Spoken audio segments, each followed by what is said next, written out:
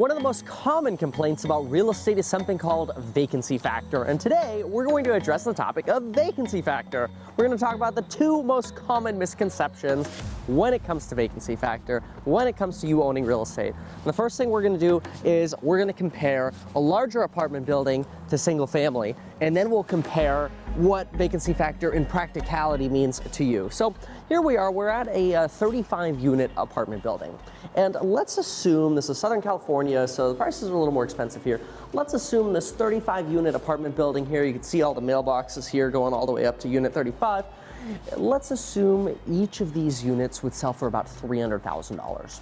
That would put you at a total purchase price for this complex at around $10.5 million. Now, a lot of people will say, hey, well, I would love a $10.5 million property because if one place is vacant, or you know what, two places are vacant, only 5.7% of my units are vacant. Well, that's great. If I only have 5.7% of my units vacant, why would I ever buy a single family house? Because if that single family house is vacant, that's 100% vacant. But the comparison is where the fallacy comes in. That is, people make the mistake in considering, well, if I have a 35 unit building or a single family house, they're not aligning market value. And so the correct thing to do is say, we got $10.5 million here. Let's now transition that over to houses. And let's say you could buy 20 single family houses for $535,000. Now, let's say you have one of those houses vacant or two of these units vacant. You got pretty much the same vacancy factor, about 5.7% here and about 5% on the single family houses.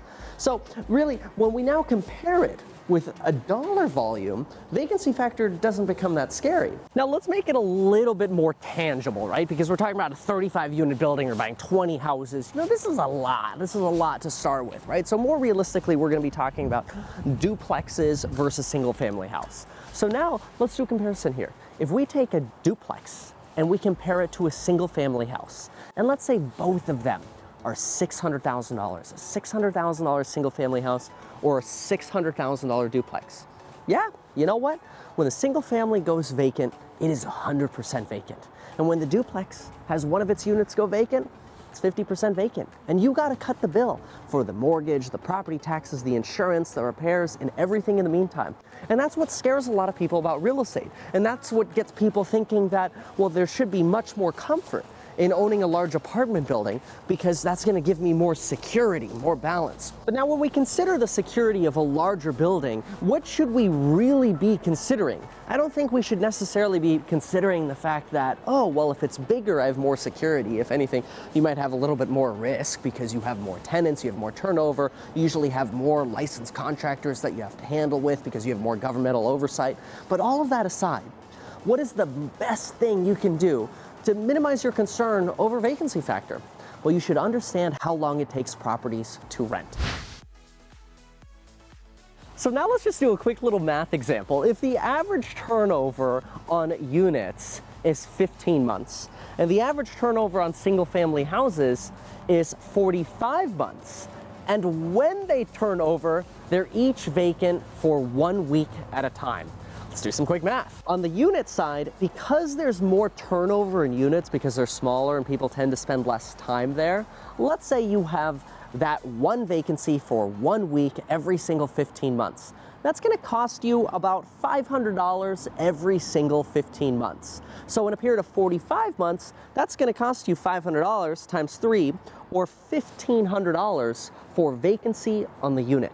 On the flip side, with the single family house, if the single family goes vacant once every 45 months and it goes vacant for 1 week at a time, that would work out to just $750 in vacancy expense. So all of a sudden you see that once you consider turnover is going to be greater on units and things tend to generally rent pretty quickly, both of these costs aren't really that expensive. Vacancy really isn't that big of a concern if you know what you're doing, or at least you're investing in an area where people want to live, which is one of the main rules of the real estate investing course. If you don't know about it, check out the link below and you'll learn all of my rules for investing in real estate. And then you look and go, you know what?